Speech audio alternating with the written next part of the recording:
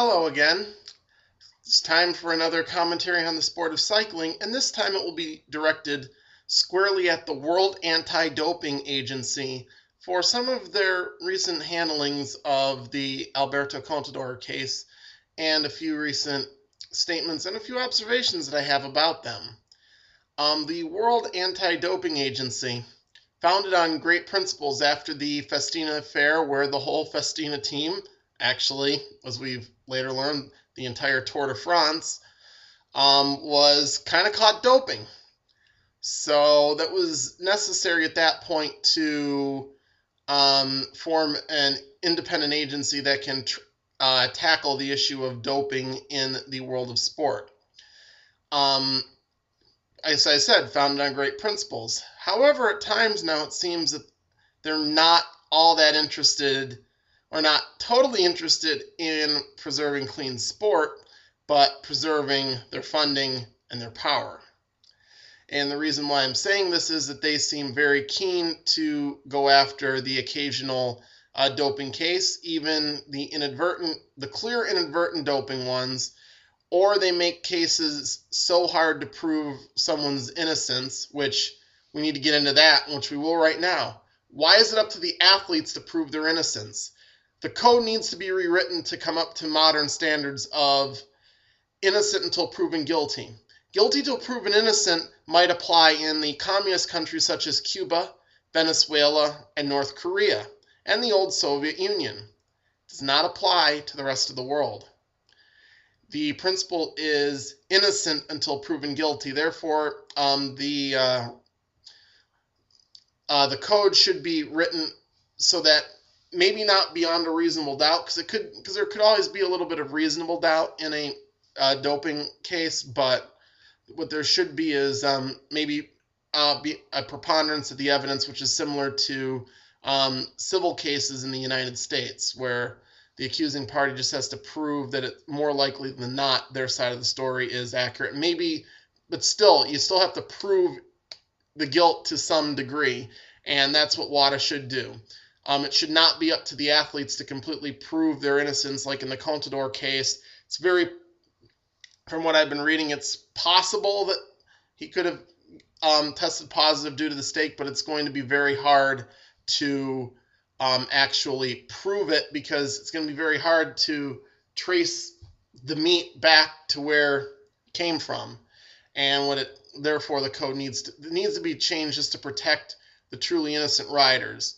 You should be much better to let a few guilty people go than to have an innocent person convicted. That's the first thing of the code. Second thing, why I don't think they're entirely sincere about cleaning up sport is, if they were, there'd be much more commentaries about two of the dirtiest leagues in the world, or actually three of them. Soccer, the National Football League, and probably the biggest violator of them all, the National Hockey League.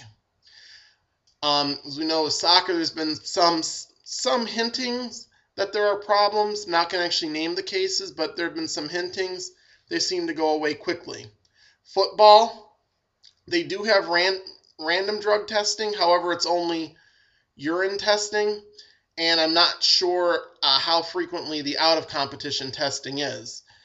And the penalties, though, for testing positive are only 4 games instead of a year like in professional golf, or in 2 years in the other international sports for a first offense. You only get suspended for a year at your third offense. They could also go after Major League Baseball, which also only has urine testing and no blood testing. And they have similar joke penalties, though you do get a lifetime suspension for your third offense. We then go to the National Hockey League. Oh, where do we start here? And I have to first say I'm a huge fan of hockey, but I admit I can see that there's a problem. Now, the NHL, they point to the fact that they don't have many positive tests. Well, let's see. What does the National Hockey League don't do? 1, all tests are not no notice. And 2, there's no testing in the playoffs. None. And 3, there's only 2 tests a year maximum for an athlete. 4, there is no blood testing. 5, they do not test for stimulants, including pseudoephedrine, which back in 1998 there was a major Sports Illustrated article about the widespread use of stimulants such as pseudoephedrine in the National Hockey League. Very, very common. And also I've been told by certain people that the doping in hockey even extends into the lower level ranks, such as to 16-year-olds. The doping there begins at a very young age. There was also, a few years ago, a player, New York Rangers prospect, played over in the Continental Hockey League in Russia, and he ended up dying, and it was found out after the fact that he was engaged in blood doping. So they don't have any blood tests. They don't test for stimulants. I'm not even sure if they test for EPO.